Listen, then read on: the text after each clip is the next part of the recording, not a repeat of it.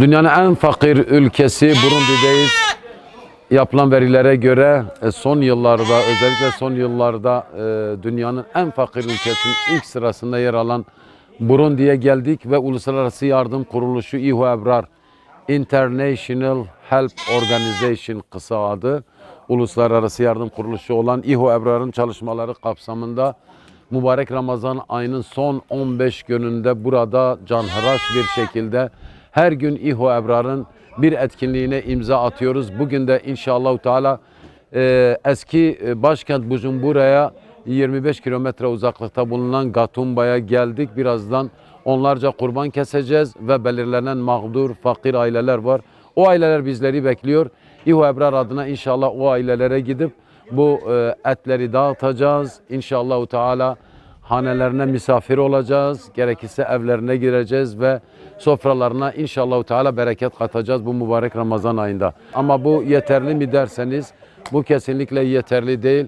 Hakikaten bazen öyle aileler var ki gidiyoruz belki bayramdan bayrama, özellikle Afrika'da hele Burundi gibi bir yerde evlerine hiç et girmeyen bu aileleri özellikle bizler manevi anlamda onların yanında olmak istiyoruz. Dolayısıyla sadece bir et değil, mesela gıda yardımlarımız oldu dün, ondan önceki gün, bugün yine olacak.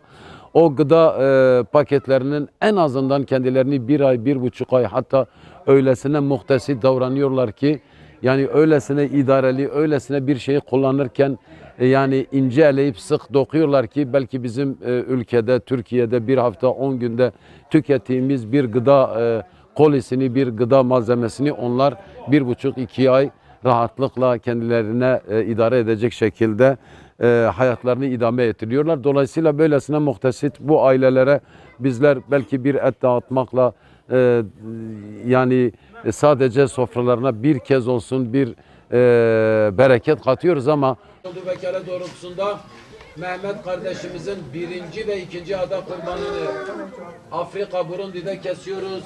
Rabbim rızası için kabul etsin. Mehmet kardeşimiz neyi adamış, neyi niyet etmiş, neyi içinden geçirmişse Rabbim en güzel şekilde bu adağını isteğini yerine getirsin. Rabbim Mehmet kardeşimizi, sevenlerini, yakınlarını bütün kaza ve belalardan hepsi muhafaza etsin inşallah. Burundi'den vekaletini verdim. Bismillah. Bismillah, Allahu Ekber. Afrika Burundi'den vekaletini verdim. Bismillah.